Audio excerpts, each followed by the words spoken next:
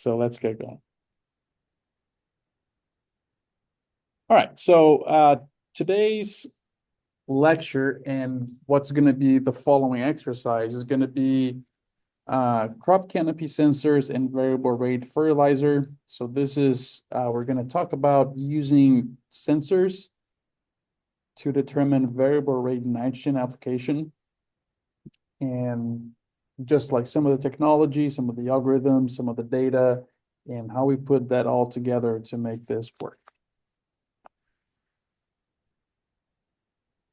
All right, so learning goals for this is first, I want to review within field variability with you and talk a little bit about that. Then we're going to understand variable rate nitrogen components. And that is basically some of the sensor data, some of the algorithm information, and then the implementation of a variable rate through machinery and equipment. Then we're going to be talking about some differences among different variable rate algorithms, especially for nitrogen. We're going to talk about the concept of a high nitrogen reference and the sufficiency index.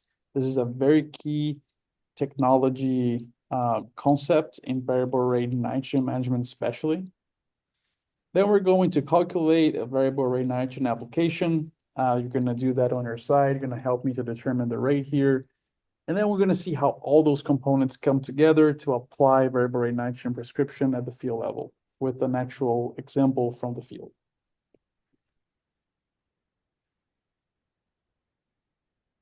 Okay, so, first, why variable rates? Why is that something that we are considering here?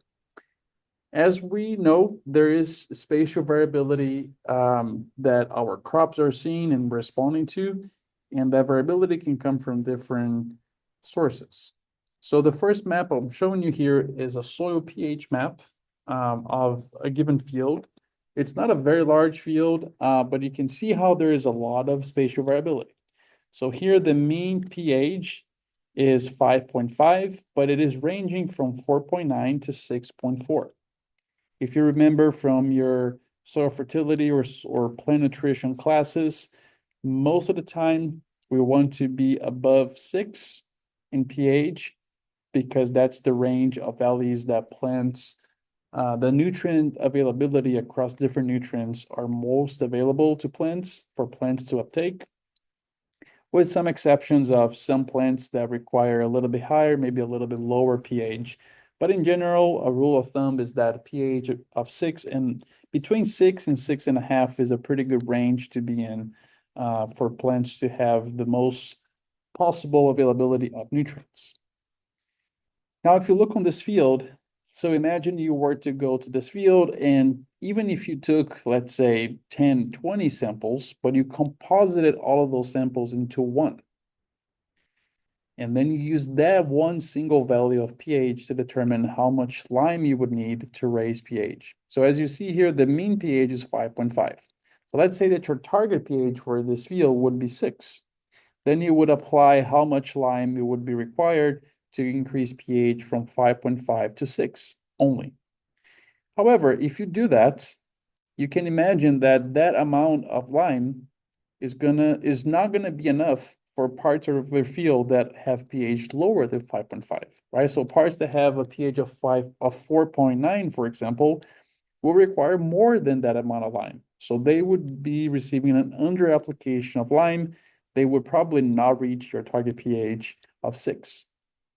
They would have required more lime to do that. Similarly, there are parts of this field where the pH is already greater than 6. There are parts that are 6.4. And now you're applying more lime on top of those as well, because your target pH is to go from 5.5 to 6, 5.5 being the average of the field. So in those cases, pH may get close to 7 in those places that's already higher than 6. And in that case, you may start running into other issues. So as our pH increases, especially be above 7, we start then decreasing availability of some nutrients. So there's this window between 6 and 6.5 that is where we want to be. Lower than that is bad. too much higher than that is also bad. So meaning that if you were to take soil samples here, composite them, and send one bag for soil analysis and get one pH value and apply one rate of lime for that mean pH value, you would be applying a good amount to the average of the field, which is 5.5, but you would be under applying some parts and over applying others.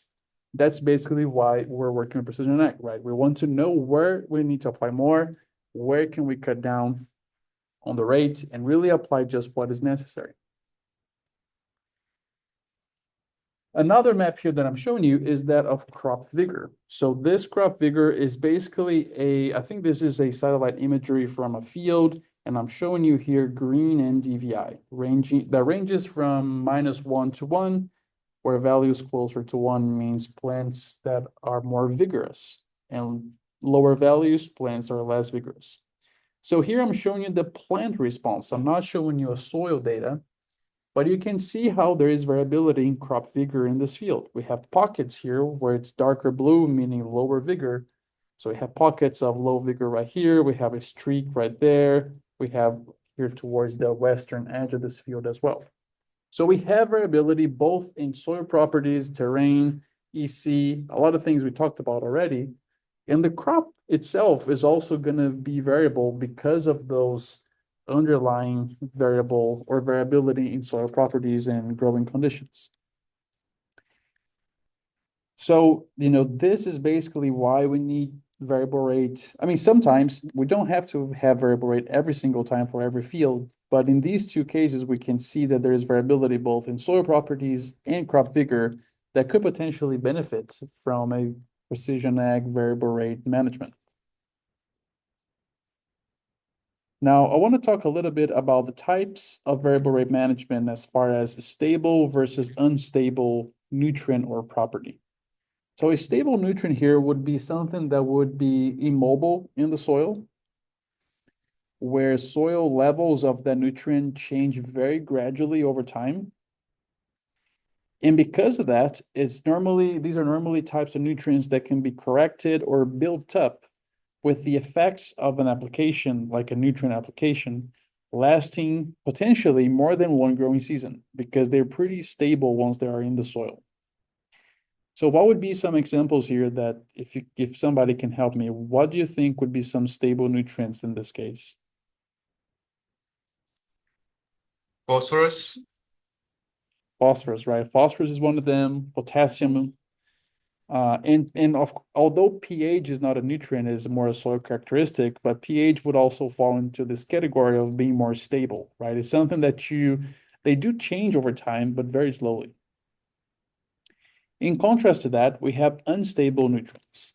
So they're very mobile in the soil. Once you apply them to the soil, they can undergo different reactions. They can be lost through different pathways, and these processes can happen very quickly, even within days. And because of that, soil levels can change very rapidly due to weather, fertilizer application, or maybe crop uptake. Because these nutrients are so dynamic, depending on the growing conditions, we may need to apply them. Well, we'll likely need to apply them every season, but sometimes even more than once per season. Because if you apply just once per season, even that doesn't guarantee that it's going to be there when the crop needs it because it's so dynamic.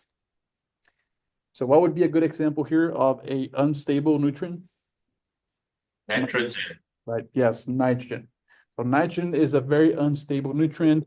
Another example here could be sulfur. Although sulfur is lost from a few different pathways than nitrogen, but it can also be lost through leaching, which can be very significant in that case.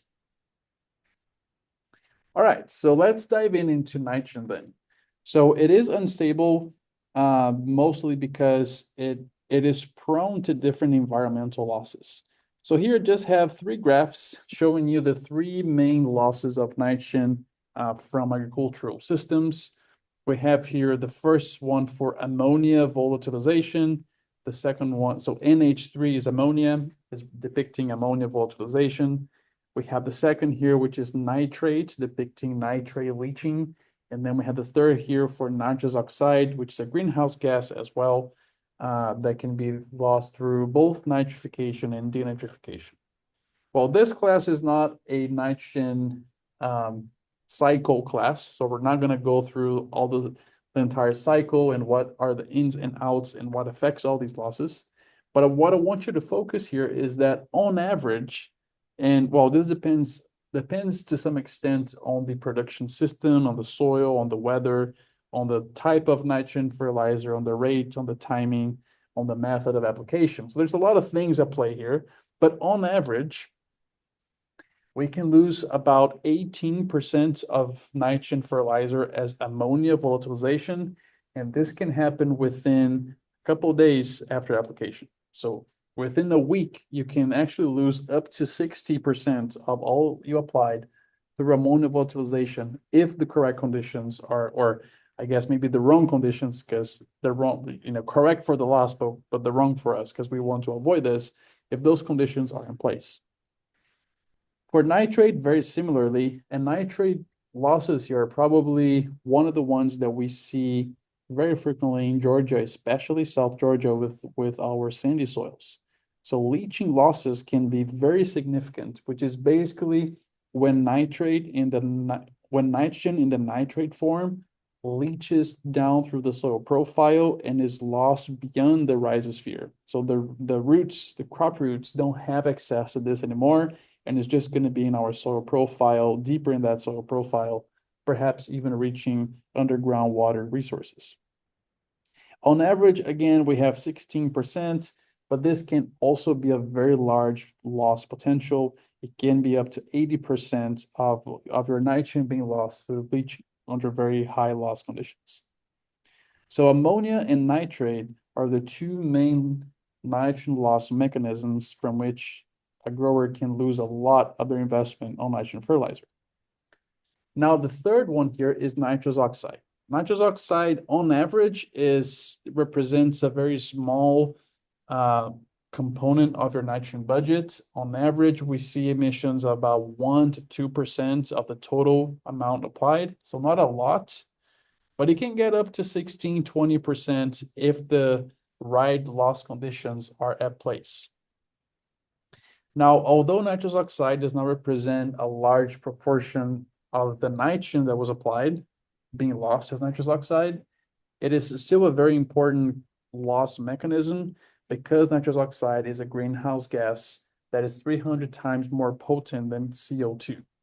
So the main footprint of agriculture when it comes to greenhouse gas emissions, a good chunk of that is coming from nitrous oxide emissions from fields that we fertilize with nitrogen fertilizer.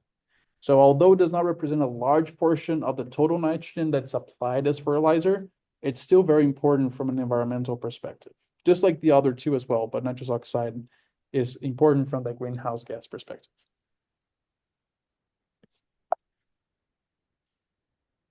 So also, the other piece of this puzzle is that for crops that do not fix nitrogen, so crops like in Georgia, our main crops that do not fix nitrogen are corn and cotton, at least row crops. Nitrogen is one of the most limiting factors for yields, meaning that we need to apply good amounts of this fertilizer, perhaps the fertilizer that we apply the highest rates among all fertilizers. If we think of nitrogen, phosphorus, potassium, and other nutrients, nitrogen for these crops like corn and cotton is the highest rate that we apply.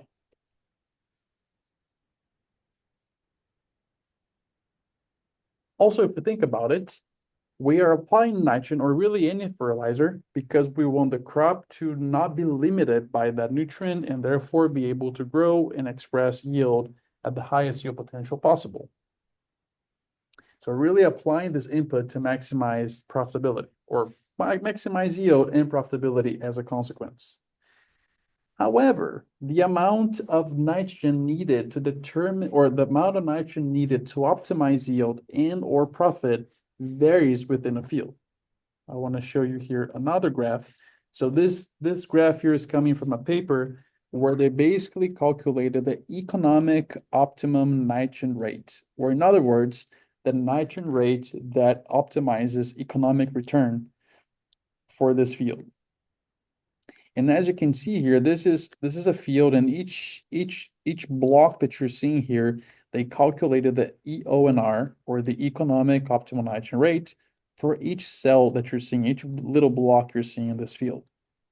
If you check on the legend here on the right, you're going to realize that the EONR in kilograms of nitrogen per hectare is changing from 0 to 280 kilos of nitrogen per hectare across this field. So if you were to come here and apply a fixed rate of nitrogen, which is most commonly what we do, again, you would be over fertilizing some parts, you would be under fertilizing others, and that impacts your yield, impacts your profitability, especially because nitrogen is one of the highest, very cost, or one of the highest expenses when we think of varied input costs in ag production. So all these things makes nitrogen very complex, because we need lots of it for some crops like corn and cotton. At the same time, it can be lost through the system once we apply it. And the amount that we need to optimize yield is also varying in space. So losses are varying in space, and then the amount you need to apply is also varying in space. So it's very complex, and therefore it's difficult for you to take soil samples, gridded soil samples, analyze them for nitrogen, and use that as your major tool for how to apply nitrogen, because the nitrogen that you tested there at that time may not be there anymore once you are going to apply your fertilizer. So very complex nutrient. Because all of this, nitrogen, well, any of these nutrients, but in this case, nitrogen can greatly benefit from variable rate application. Now, for us to conduct variable rate application of nitrogen specifically, we're gonna have three components that need to work together here. One of them is the sensor. The second one is the algorithm that translates that sensor information into a stress, and then that stress to a rate. And then we need to have the variable rate equipment to actually be able to deliver that variable rate that the sensor and algorithm are creating. So let's walk through each one of these components here and understand a little bit more about them. Beginning with the sensor here. So there are different sensor types that have been used for variable rate nitrogen management. And I just want to walk us through what they are, some of their comparisons, and some of their pros and cons. So the first one here I'm showing you is a sensor, as you're seeing on this image here, that is mounted on the boom of a sprayer, of an applicator. So the sensor is basically sensing as this equipment is moving through the field. Because this sensor is very close to the crop, it is called a proximal sensor. So as you can see, it probably ranges from 50 to 70 centimeters above the plant canopy. So it needs to be close to it. And this specific sensor is also active. So the reason why it's called an active sensor is because it emits its own light source. It does not rely on sunlight like the other sensors that we're going to be talking about. So this sensor in specific could even be used at night. It does not require sunlight to function. This sensor works in real time, where it's sensing the crop, sending that information to the cabin, to a monitor that calculates the rate, and that rate goes straight into the variable rate applicator or regulator. And so that rate is already being applied to the field. So it senses the crop and applies the rate right there on the same pass. Because all that data processing is very automated, there's little know-how required from the operator, because the sensor is already sensing, doing the math, determining the rate, and sending the rate to the variable rate applicator already. Some commercial examples of this include Ag Leader Optrix and also the Green Seeker. You probably have heard about these if you ever read variable rate nitrogen literature. Our next example here is going to be a drone mounted sensor. So these sensors are, for the most part, they're passive sensors. And in contrast to the active sensor that emits its own light source, the passive sensor does not. It requires an external light source to function. That light source is the sunlight, right? So as we know, the sun is out, is emitting that radiation towards Earth. Part of that radiation gets through the atmosphere, interacts with plants, and the plants reflect a portion of that. And this reflected portion is what the sensor is capturing. So it requires sunlight to work. It is a remote sensor in contrast to the proximal that we saw. The first one was proximal. This one is remote because it is on a drone. So it is flying at some altitude away from the crop canopy. These types of approaches are more sense than treat. What do I mean by that? Is that you first go out, fly your drone, sense all the crop, all the field, bring that data back to the lab, make maps, make a prescription, and then you export that prescription from your computer, and that prescription goes into a variable rate equipment that then applies.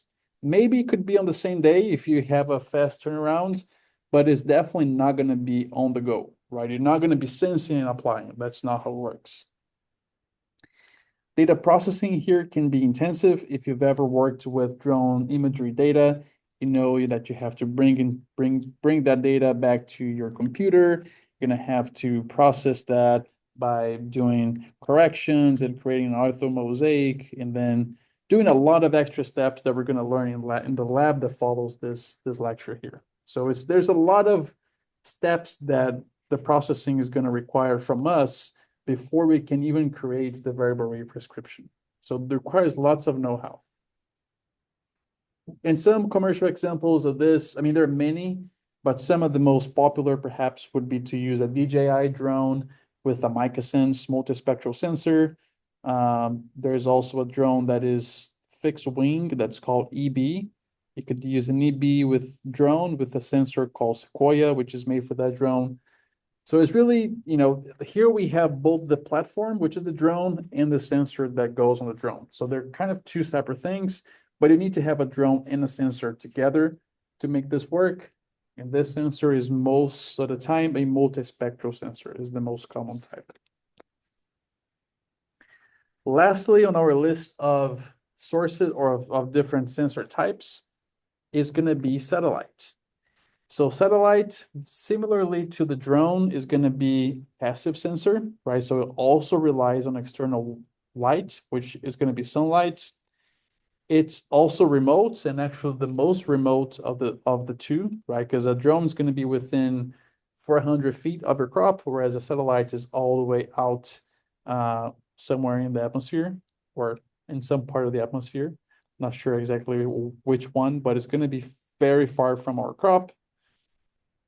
It's also going to work on a sense then treat type of approach, because satellite's going to come around, it's going to collect the imagery. You go on the archive of that satellite constellation, download the imagery, create a prescription, export that, and then you apply that using a VR equipment.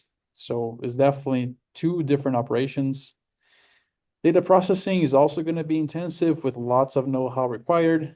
And some commercial examples here are going to be two companies that are very popular in this space, especially in ag. One of them is called Planet. So Planet is a US-based satellite imagery provider. It is a private company, so they do this for profit. And they have perhaps the most extensive commercial satellite constellation out there. They have lots of satellites, and you can get even perhaps imagery, more than one image per day, potentially for a given field, depending where you are. The other option that we're also going to use, and also we're going to have, following this exercise, we're going to have an exercise that we actually pull satellite imagery for our class.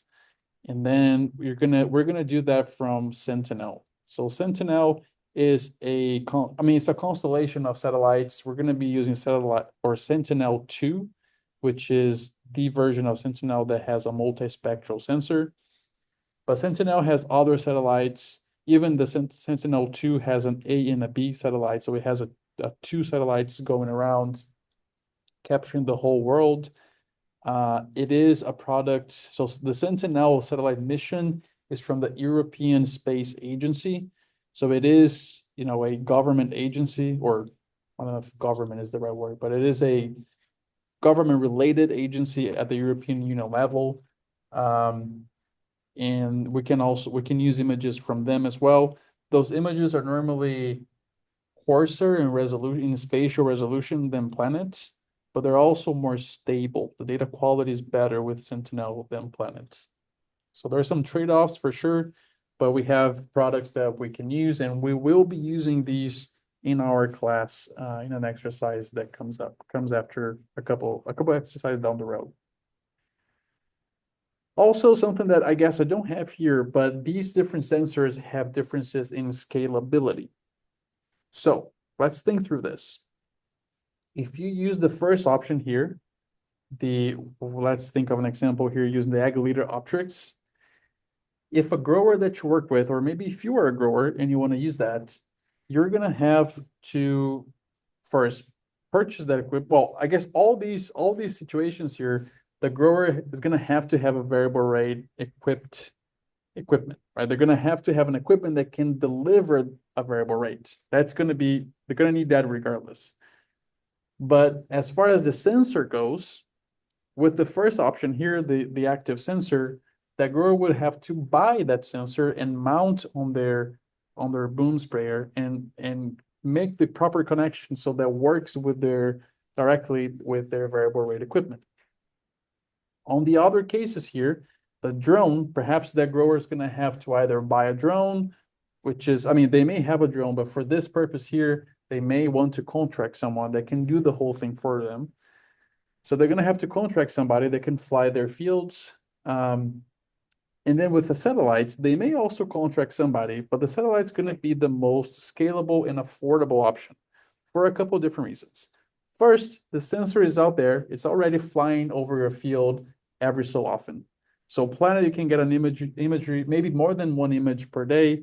With Sentinel, it's depending where you are in the world, you can get an image every between 2 to 5 days.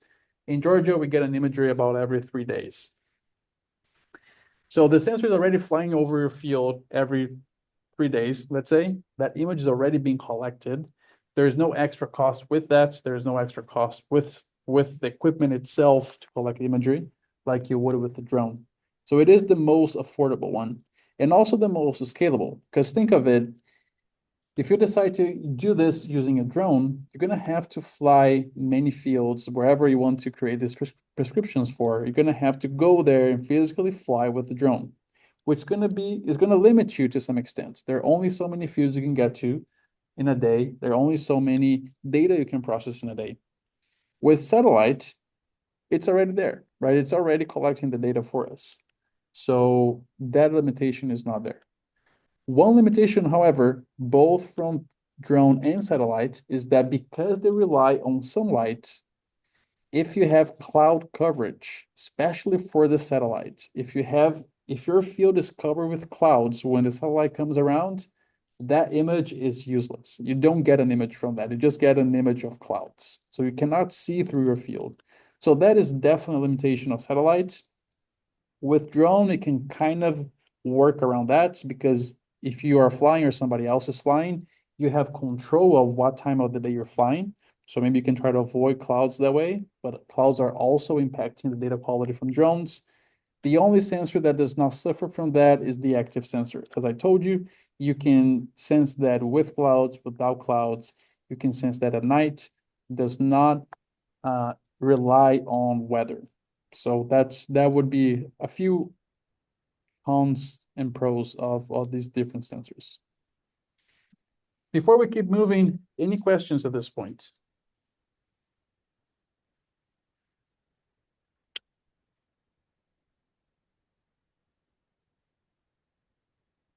All right, so let's keep moving. All right, so if you have never seen this before, I want to make sure that you understand how these sensors are working and how can we use these sensors to relate that data to how well a crop is growing in the field. So what we're seeing on this plot here is a plot of wavelength on the x-axis with reflectance on the y-axis. Here, wavelengths are going from 400 to about 1,000 nanometers. This is typically the wavelength the part of the spectrum that multispectral sensors operate under. And then reflectance is how much of the sunlight that reaches the target reflects back. In this case, back to the sensor. So that's how much the sensor is sensing from the radiation that reaches the plant. And then on this line here, we're seeing the typical curve for a plant, for a healthy plant. So we basically, humans, we come on this wavelength that is a continuum, and we basically slice it up and give names to those slices. So here we have the blue band, which goes from 400 to 500 nanometers. We have the green band, which goes from 5 to 600 nanometers. And we have the red band, which goes from 6 to 700 nanometers. This is the part of the spectrum that we call the visible range. And the reason for that is because this is the part of the spectrum that our eyes see. So we see these colors and we see them in this spectrum going from 4 to 700 nanometers. That's what our eyes are seeing as well. If you notice here on the response of the plants as this black line you're seeing, we have very little reflectance on this part of the spectrum. The reason for that is when light, especially sunlight, reaches plants, three things can happen with it. It can be reflected, which is what the sensor is seeing. It can be, it can basically be I don't know the exact word actually, but it can basically go through the leaf and keep going in a downward direction and reaching the lower parts of the canopy. And it could be absorbed by the plant, specifically by the pigments, to run photosynthesis. That's basically the main reason plants use radiation, right? They take this radiation in the visible range and absorb most of it to run photosynthesis and grow and create yields. So a big portion of that radiation is being absorbed. A little portion is passing through the leaf and going toward the lower part of the canopy, and then one part of it is going to be reflected from the plant back to the atmosphere, and this reflected portion is what we see. So we see here overall lower reflectance on the visible because most of it is being absorbed by the plants for them to run photosynthesis. Also, something curious here is even though all these three bands are mostly absorbed and therefore very little of it is reflected, the reason why we see plants as green is because on the green band, they reflect just a little bit more than they do on the blue and the red. And therefore, we see plants as green. So very healthy plants would reflect little on the visible range because they're absorbing most of it. Most of it is being absorbed to run photosynthesis. And so very little is being reflected. That's what we want to see on the visible range, which is what we're seeing right now. Then if we keep going here, we have this part of the spectrum that has a very fast shift upwards in reflectance. This is called the red edge. And then we have this last part here that goes from about 750 and above, and this plot up to about 1,000 nanometers. And that is the near infrared. So the near infrared is something that we as humans do not see. We do not see that band. Well, we do not see red edge or near infrared, but plants respond to them. So a very healthy plant that has lots of biomass will reflect a lot on the near infrared. The more biomass and the healthier that biomass is, the more reflectance on the near infrared that plant's going to show. This is, again, if you look at the black line, that's the typical response of a healthy plant on the visible and also near infrared regions. Before we keep going, any questions about this?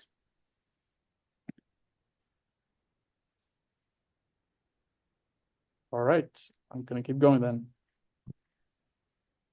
So these bands, these chunks of the spectrum that we chunk them up and give it a name, like red, blue, green, infrared, they are also present on these sensors.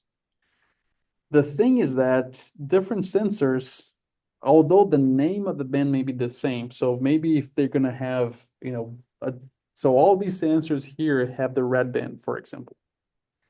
However, what they mean by that is something can be different, because in theory, the red goes from 600 to 700. But as you see here for these different three sensors that we talked about, the amount of the wavelength spectrum that they average to give you a red reflectance changes. So for optics, that the amount of the wavelengths that are being averaged to give you a reflectance in the red band is very small. And then for the Sequoia, which is a sensor that goes on a drone, is wider. And for PlanetScope is also wider, but not necessarily aligned with that from the drone, as you can see here.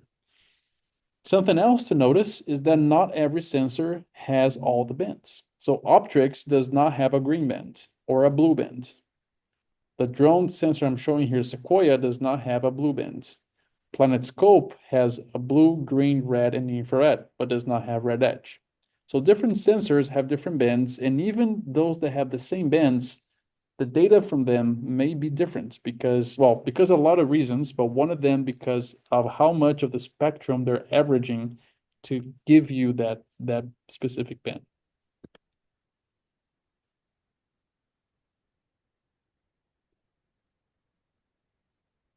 So why are these bands useful in agriculture? Why are we talking about these bands in specific? Well, let me show you this. So this here is data from a study where they collected 20 leaves and they send samples of those leaves to a laboratory to get chlorophyll content. So as you see here, leaf number 1 is the one on the top left, and it has the highest chlorophyll content because it's very dark green. It has a lot of pigments. It has a lot of, in this case, chlorophyll to run photosynthesis. So it's a very healthy leaf. In this gradient going from 1 to 20, where 20 is the least healthy leaf on this panel here. So we see that plant 20 or leaf 20 has only 4 milligrams per meter square of chlorophyll. So very unhealthy compared to plant 1. So now I want to show you a plot here that's going to help us understand how do those sensors and those bands can be used to differentiate a healthy leaf from an unhealthy leaf. So here, what we have on this plot is again reflectance and again wavelength, where each line here is one of those leaves. I want to focus on leaf 1 and on leaf 20. So leaf 1, the dark green, all the way here, it is this one it's kind of difficult to see overall, but it's very much towards the bottom here of these two lines.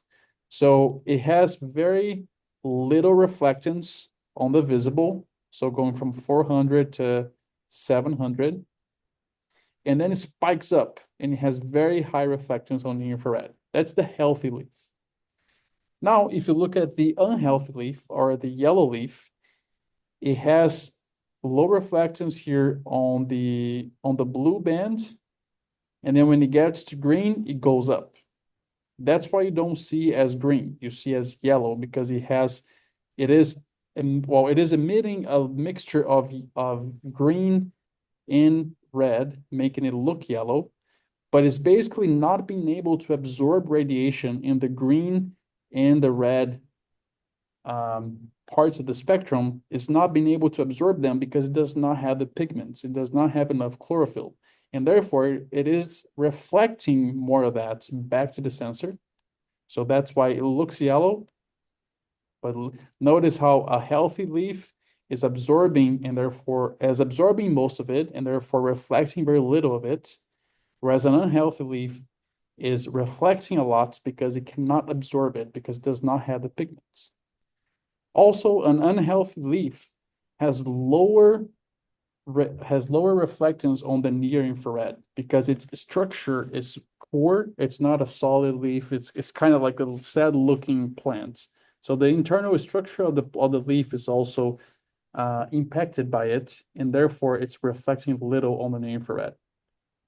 So again, on the visible region, going from 400 to 700 nanometers, that is related to leaf pigment, to pigmentation, to chlorophyll and other carotenoids and other types of pigments that leaves have to deal with light. On the near infrared region, you're going from about 800 to 1200 nanometers. It's related to leaf structure and biomass.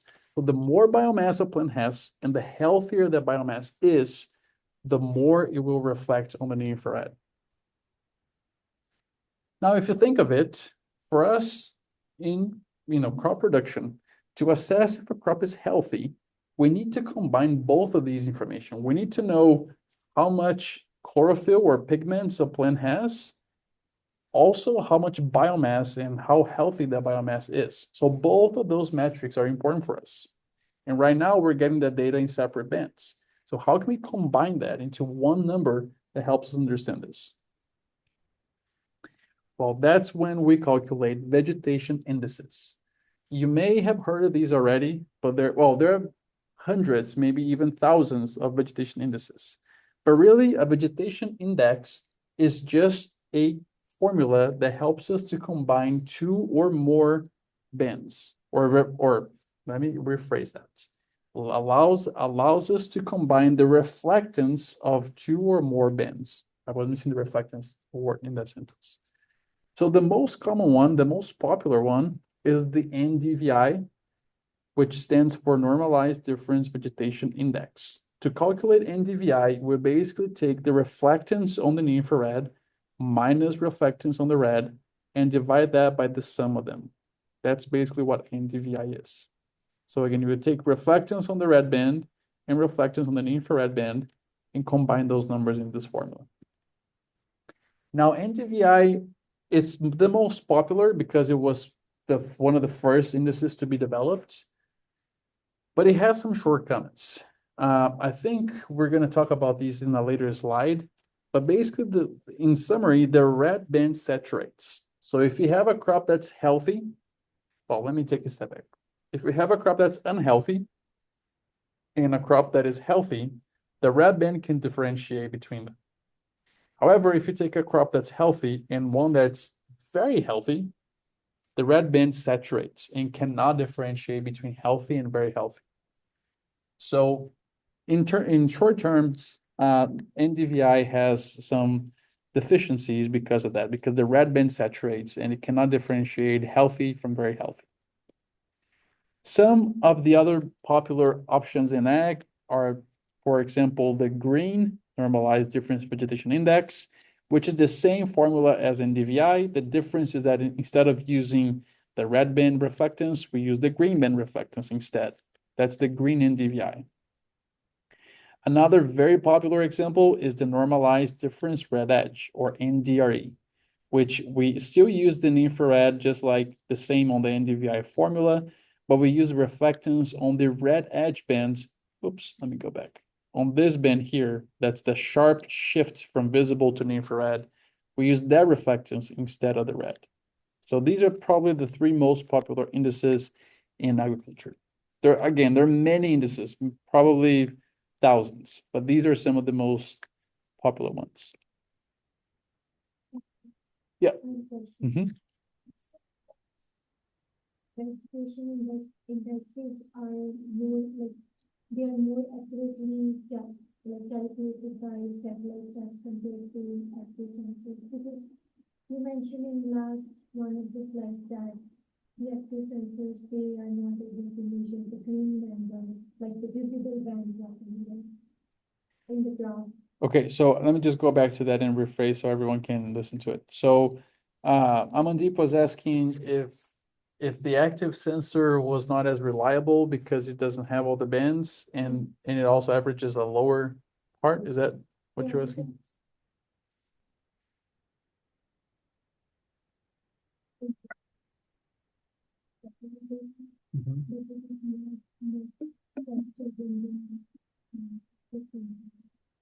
Yeah, so okay, so that's a good question. The accuracy of itself is not really determined by the bands that it has. It's more related to the sensing method and the optics of the sensor itself. So I guess what I'm trying to say here is, for example, if a sensor has the bands that you need, which for us is going to be at least near infrared and red, to calculate NDVI, and then at least one more of either red edge or green. So it can calculate either the green NDVI or the NDRE. So the active sensor here has an infrared, has the red, and has one more that's the red edge. So we would still use it. Of course, as you are alluding to, you would not be able to calculate the green NDVI with Optrix because you don't have the green band, right? So I think it's more of a matter of understanding if your sensor has the minimum bands you need, right? And these are all multispectral sensors. It's what we're going to be talking about in this class. We're going to have an exercise with NEVA that's going to come out later this month on using hyperspectral data, which then really hyperspectral data chops up this whole spectrum a lot more frequently. So hyperspectral is probably going to take like 10 nanometer increments, chop that up and call that a band. So it's going to have a lot more bands here that we can use. But anyways, I think I'm getting a little bit ahead of myself, so I don't want to dive into that too much. But it's more from the fact that whether or not the sensor has the minimum bands you need, and if it does, then it's also important to understand how much is it averaging to give you a number.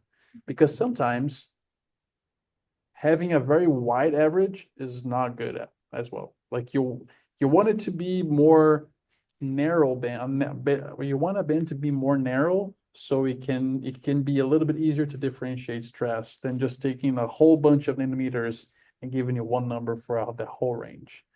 But that's going to be dependent on the sensor itself, as we were seeing.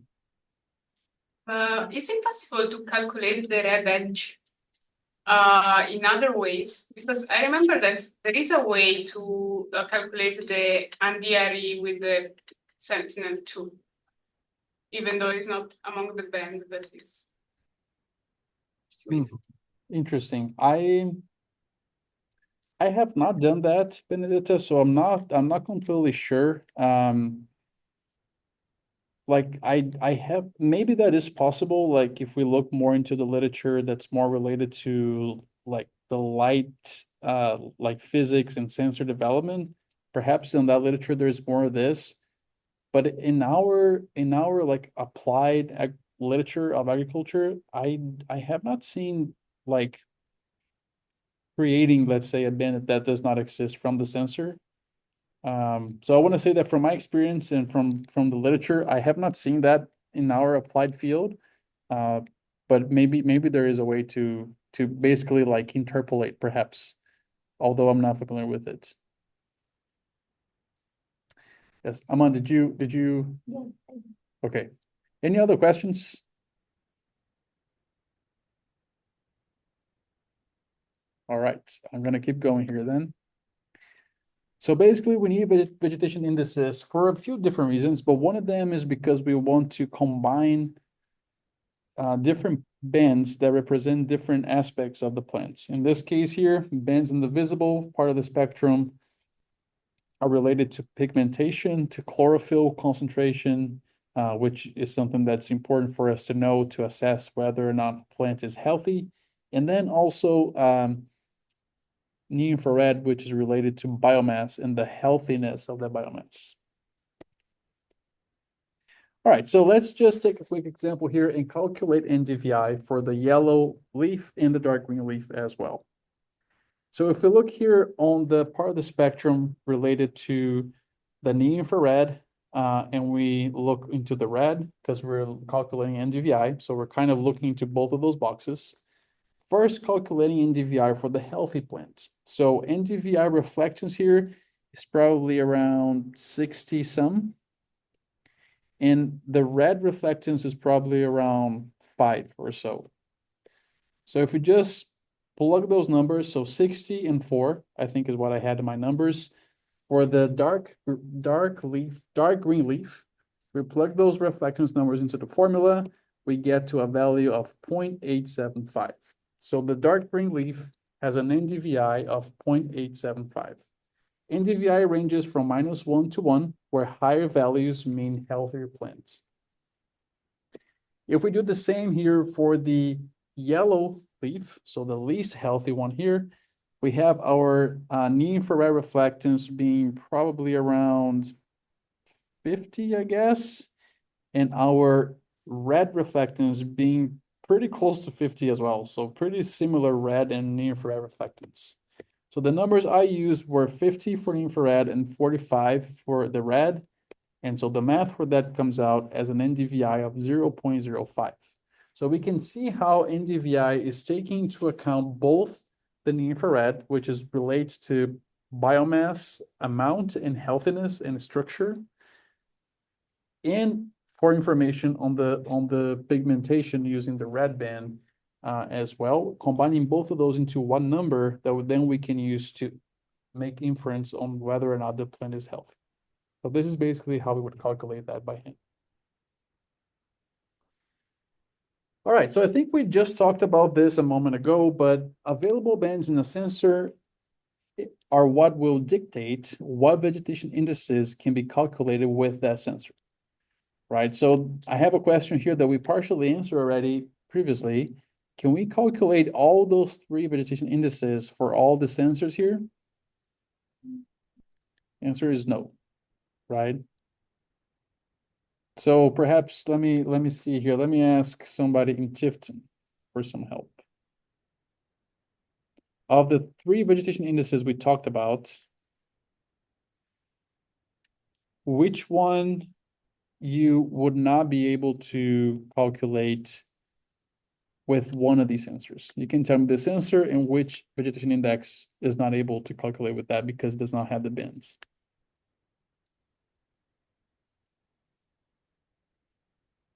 Holly, what do you think? Can you give me one example? For example, for the OptiRx, we cannot calculate the green NDVI. Perfect, because it does not have the green band, right? Yes. Right, absolutely.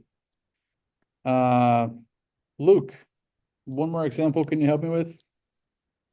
PlanetScope doesn't have the red edge area, so I forget the acronym, but we can't calculate our measurement with that band.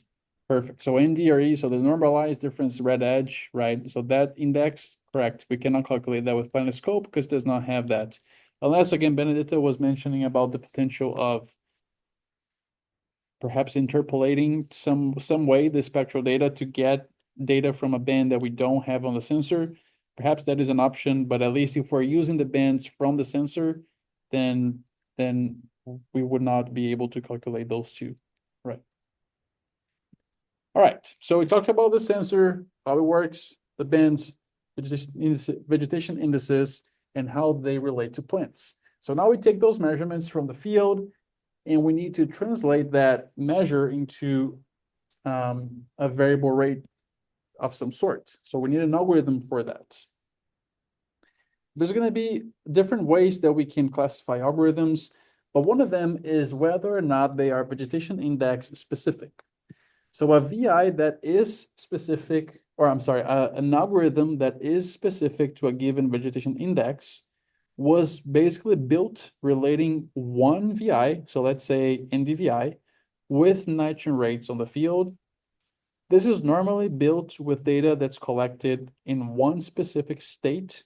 So let's say, I don't think we have one algorithm here in Georgia, but in the Midwest, there's a lot more research that has been done on this topic. So there's an algorithm for Oklahoma, there's one for Missouri, there's one for Nebraska, there's one for Minnesota. Each state has their own algorithm to translate sensor to nitrogen rates. And because of that, those algorithms may not work well in other states or regions. So if we take one of those VI-specific algorithms to Georgia, maybe it's not going to work well here because corn grows differently here, right? We have different weather, different soils, and so it may not translate well to a different region. On the other hand, there are VI non-specific algorithms that are basically built relating any normalized vegetation index with nitrogen rates. It doesn't have to be just an algorithm for NDVI and then one for NDRE and one for green NDVI. It's basically an algorithm that takes any vegetation index. It's more generalizable in that way. And it's also built based on a generalized response of yield to nitrogen.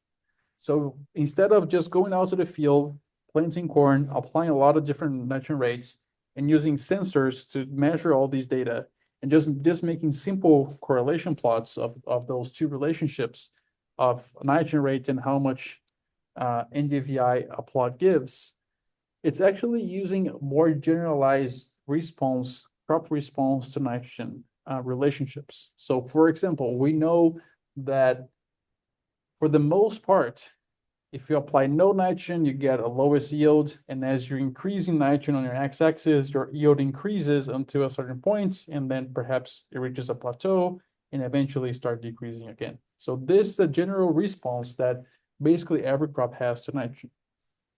It's not dependent on any given states. And because it is more generalizable in those two senses, that it can use any VI and uses this backbone of a crop response to nitrogen, it is more likely to work in other states and regions. So a couple examples here of a VI-specific algorithm are these two algorithms here from Missouri and Oklahoma. So basically, you would go out to a field, measure NDVI, plug that NDVI amount value that you get on one of these two curves, where each curve is for a different state, and then you would go to the y-axis and determine what rate you would apply. So for example, if NDVI would be equal to 0.6, then for the Oklahoma algorithm, that would translate into about 83 pounds of nitrogen per acre. However, if you use the Missouri algorithm, that would translate into about 100 pounds of N per acre. So as you can see, the same vegetation index could give you different rates depending on which algorithm you're using, and it only works for NDVI. If your sensor for some reason did not calculate NDVI because maybe didn't have the red band, but you had the red edge one, you would not be able to use here because it would not translate. You would need to have a full new algorithm just for NDRE. So a few issues with a VI specific algorithm. It is pretty simple, pretty straightforward. However, if NDVI is not the best option, then it doesn't work. When would NDVI not be the best option? Remember I told you that NDVI can differentiate healthy from unhealthy, but it has a harder time differentiating healthy from very healthy. That's what we're seeing right here. If you see, maybe we have about leaves 1 through 10 potentially, all concentrated right here. They're all stacked here on the red band. So the red band can differentiate healthy from unhealthy, but it has a hard time differentiating healthy from very healthy. They're all stacked up together here. Part of that is because NDVI saturates with green leaf area index. So what we're seeing on this plot here is that as green leaf area index increases on the x-axis, NDVI on the y-axis increases until a point, and then it does not change anymore. So from a leaf area index of 3 and beyond, NDVI has a harder time differentiating between those plants. So NDVI, and more specifically the red band, has its limitations because it saturates under very healthy crop conditions.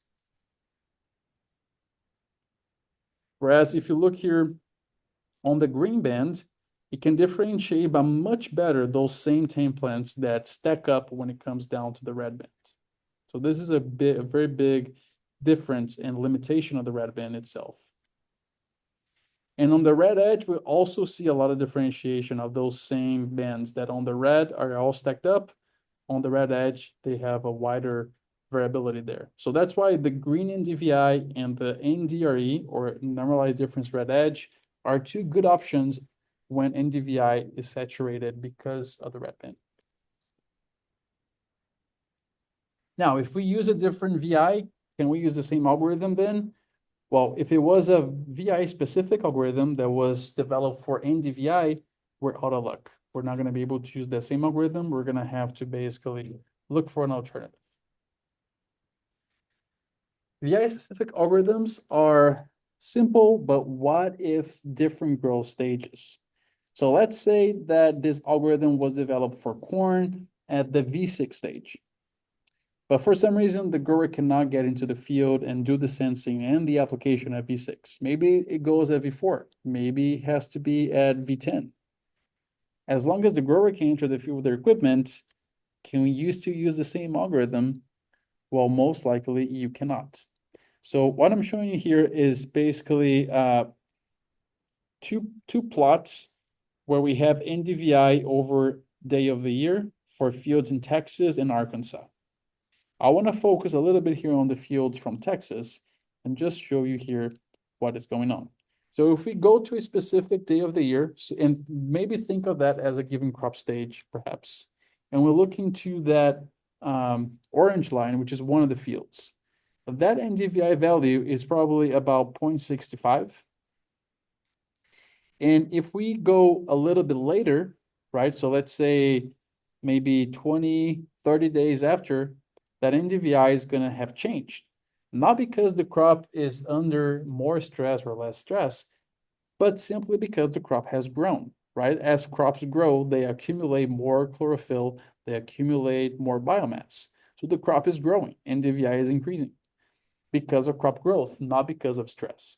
So if a given algorithm is developed to be used at a given date or a given growth stage, you cannot simply use that same algorithm for a new growth stage because it's not going to work. The crop is going to look different, not because of the stress, simply because it grew, it developed. So then do we need a new algorithm for each growth stage? Potentially. Lastly, the other issue of VI-specific algorithms is that, okay, they're simple, but what if you have different varieties? This is a picture of our corn variety trial here in Georgia. Credit goes to Daniel Mailhot, our manager and director of that program. What you're seeing here is just different corn varieties. They receive the same amount of nitrogen. So maybe the way a crop looks to a sensor, it could be because of nitrogen that some fields look different than others, but it could also be because of other factors. In this case, the variety factor. Variety has a big effect on how a crop looks like to a sensor. And so even at similar nitrogen nutrition levels, different varieties will look different to a sensor. So do we then need a different algorithm for each variety? Maybe. How can we fix all these issues? The issue of having different varieties potentially, having different growth stages, having different vegetation indices, or using different bands on different indices in a way that we can differentiate just the nitrogen status and not let all these other things complicate the signal. One way of doing this is to normalize your data with an in-field reference. All right, so let's talk about that. This concept here applies to many algorithms. We're going to be using one of them to go through this concept. But basically, if we have a high nitrogen reference strip in the field for each variety and perhaps each management. So management could be, let's say, if we have different planting dates, or maybe one field is conventional till, the other is no-till. Anything that you imagine that could impact how a crop looks to a sensor, even if that sensor is your eyes.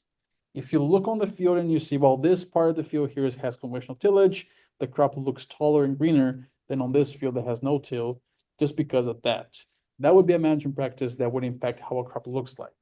So anything that impacts how a crop looks like, could be a management practice, could be a variety, could be planting date, could be anything else that you do, you would need to have a reference for each one of those situations. What is a reference? A reference is basically a part of the field where you apply a higher nitrogen rate, so you make sure that that part of the field has sufficient nitrogen. So nitrogen is not the limiting factor on that part of the field. If you have that, then we can calculate a sufficiency index. A sufficiency index is basically the vegetation index value, whatever that is. Could be NDVI, could be NDRE, any of the others.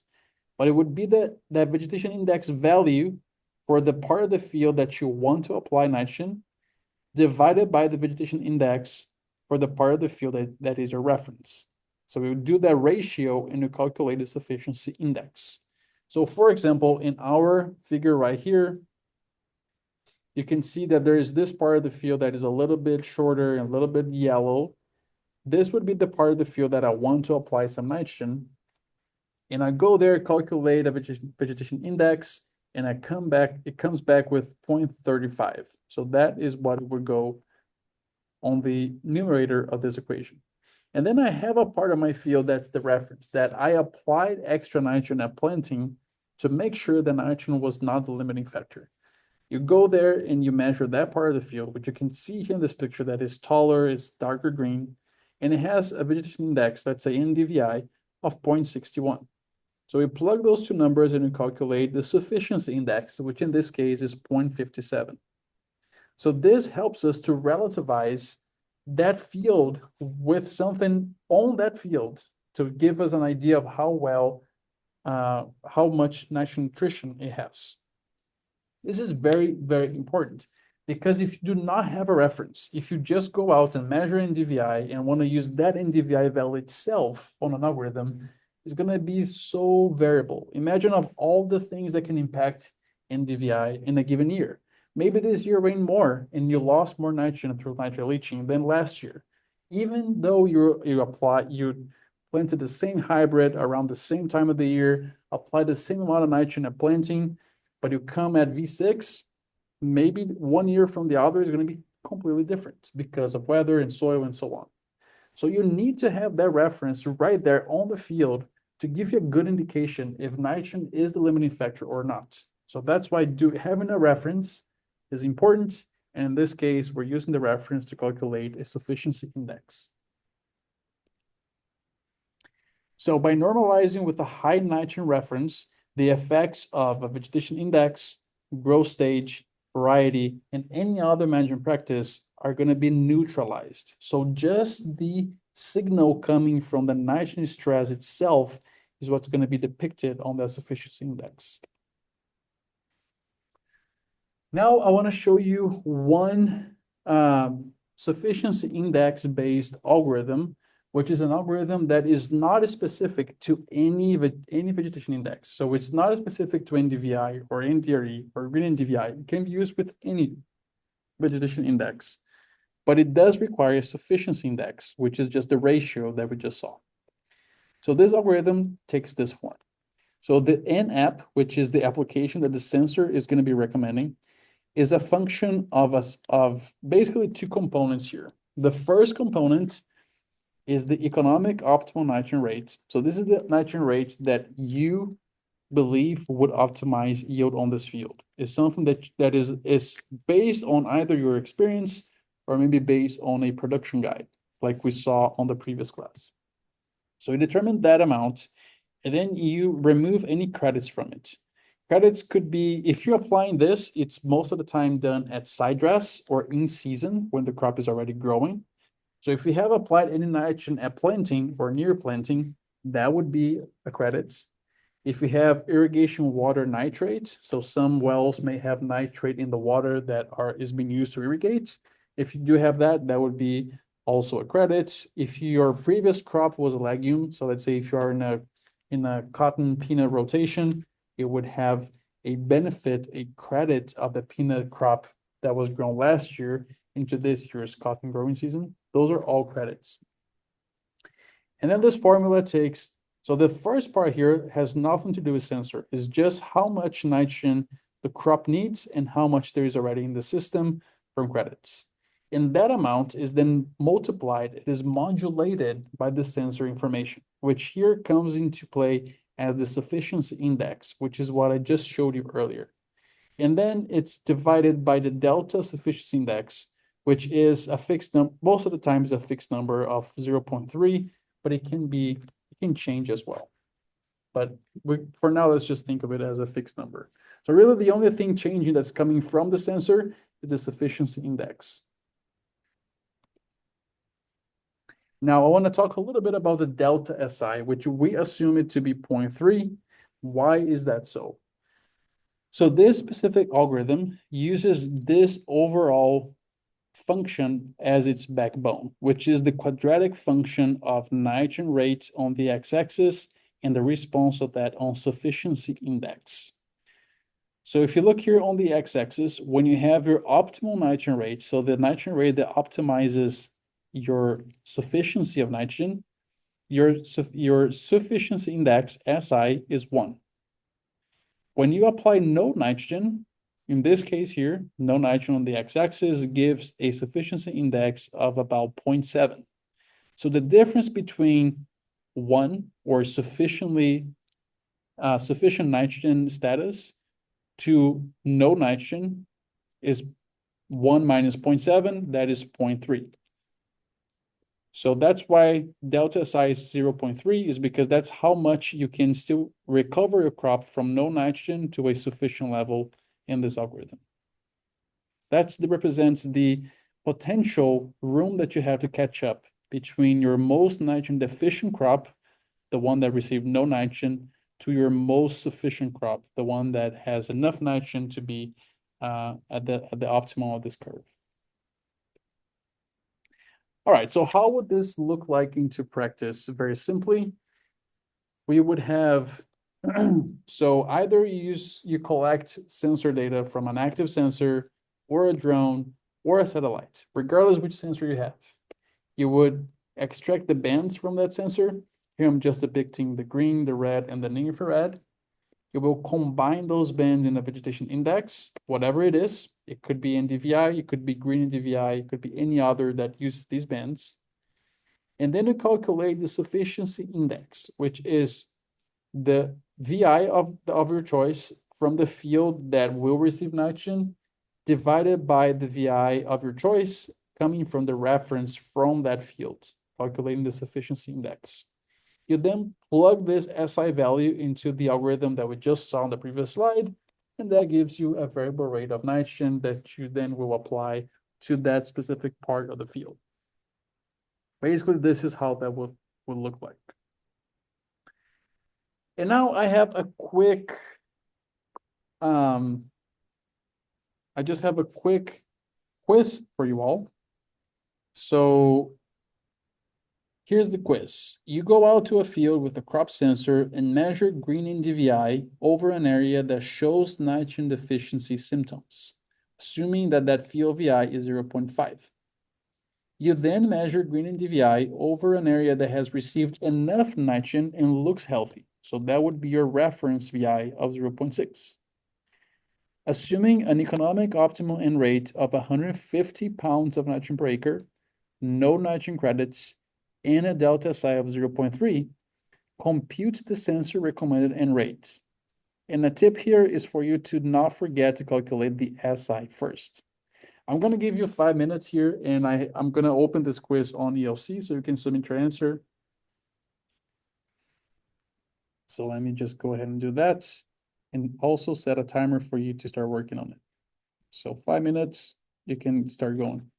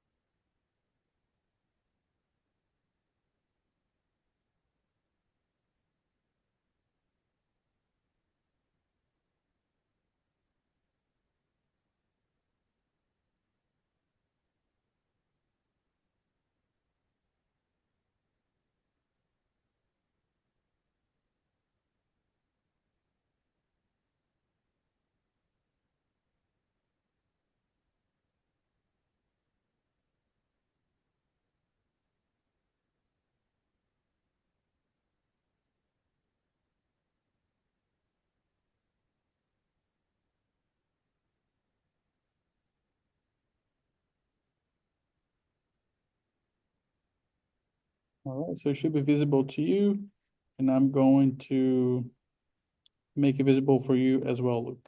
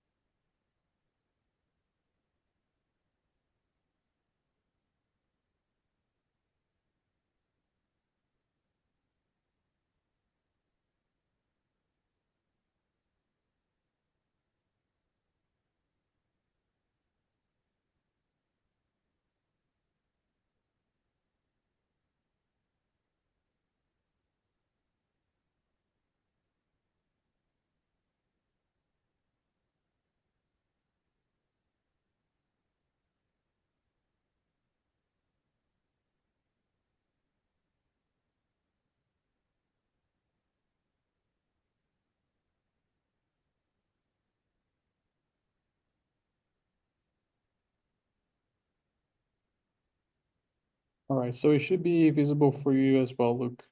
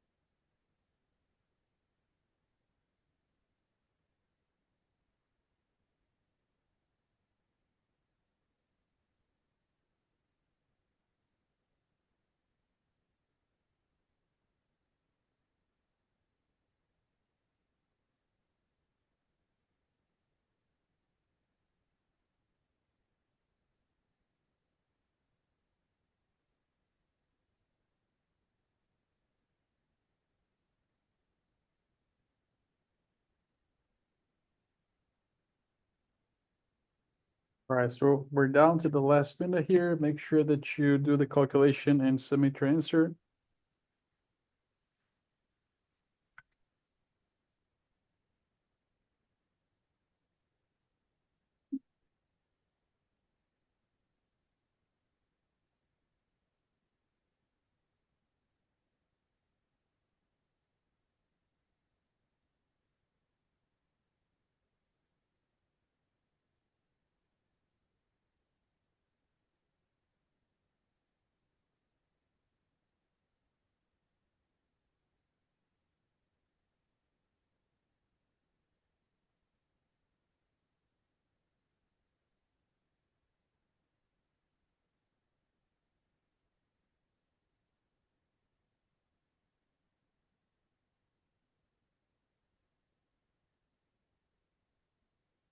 All right, our timer is up.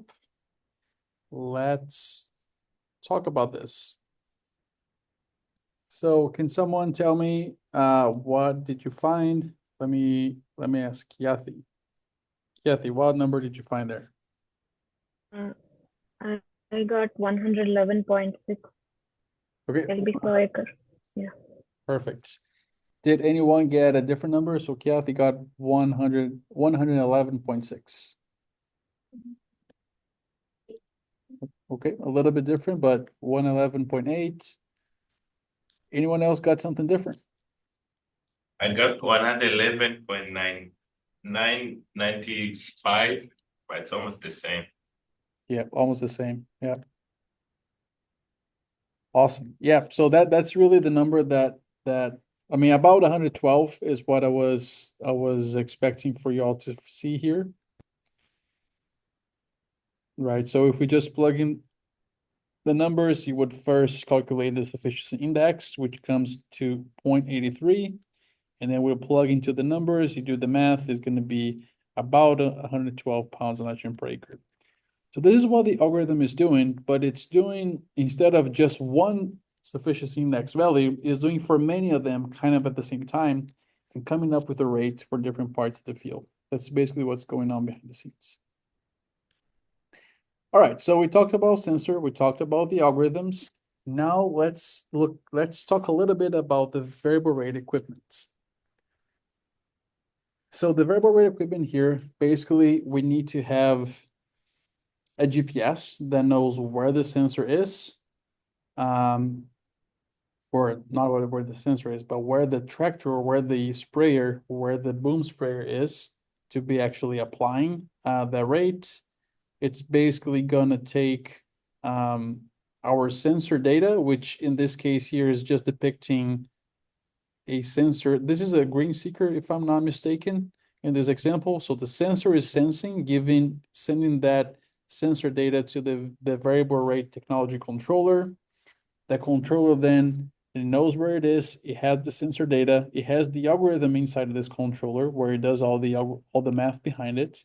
And it sends that signal to the actuator that's going to change the flow control valve. So that valve is going to either apply more or less liquid. In this case, you're assuming it's a liquid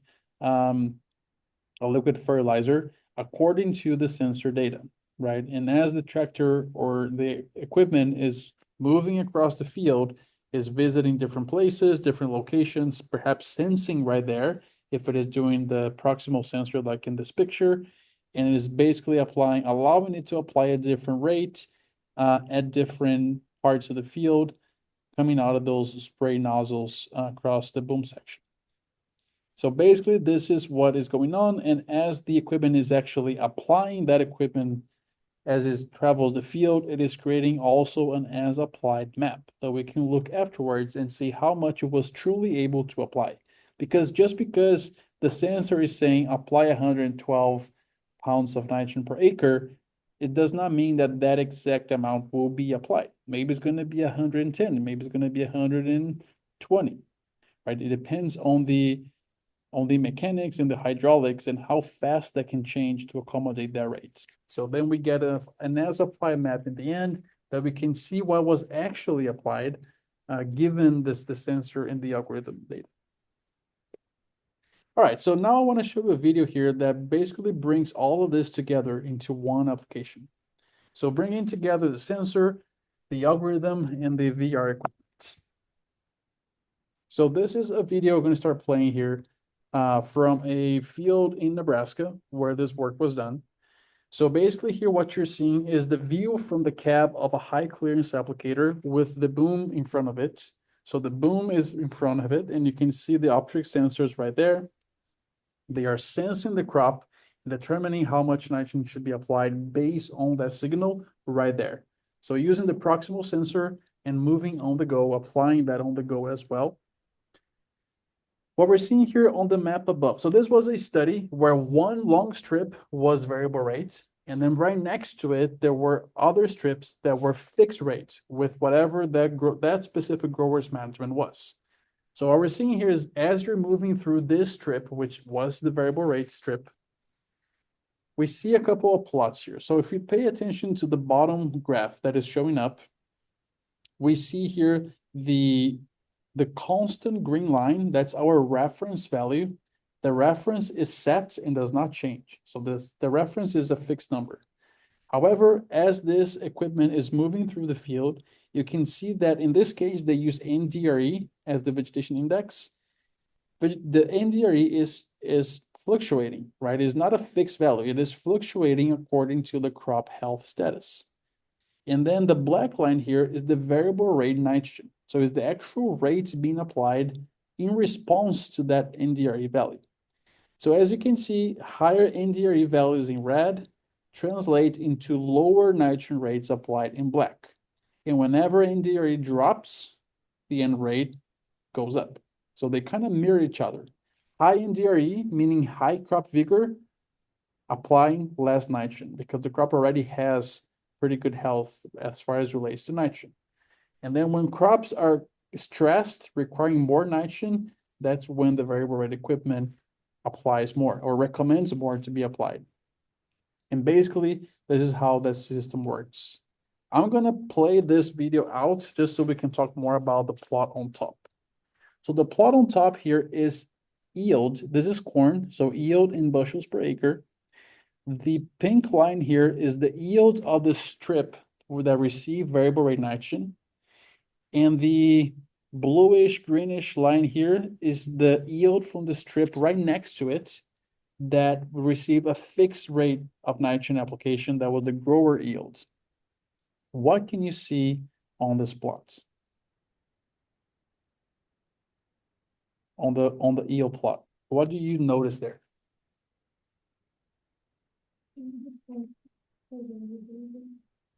So Amandeep is saying that yield for the variable rate is more constant, it's not changing as much. I agree with that, right? So we see that the pink line is more constant across this strip as it cuts through the field. whereas the grower goes up and down and up and down, right? Is really more responding more in different parts of the field, or not responding more, but is being affected by other factors across this field, that the variable rate is less susceptible to those changes. So this is normally what we see. Normally, across many studies done in Nebraska, in Missouri, Oklahoma, now we're doing some of those here in Georgia as well.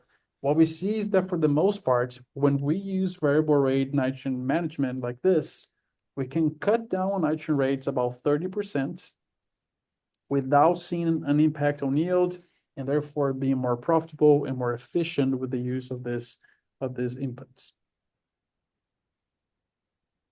All right, so that's a wrap for today's class. I know we're a little bit over time, so let me finish here quickly, and then you can claim your attendance. So in a quick summary here, we talked about spatial variability and the need for variable rate. We talked about the different components of variable rate, including the sensor, the algorithm, and we talked about this very important concept of a high nitrogen reference and the sufficiency index that we need to use for nitrogen sensor-based management. Then we all calculated variable rate for one set of data, and finally saw that being implemented in practice and how that was working on an actual on-farm study with comparing the yield with the grower yield as well. All right, that's all I had for today. I do want to let you know that the GitHub issue for attendance is open, so you can go ahead and claim that. And if anyone has any questions, I'm going to stick around for a few more minutes, but if not, you're dismissed. And then I'll see you on Thursday when we actually implement this exercise here using code.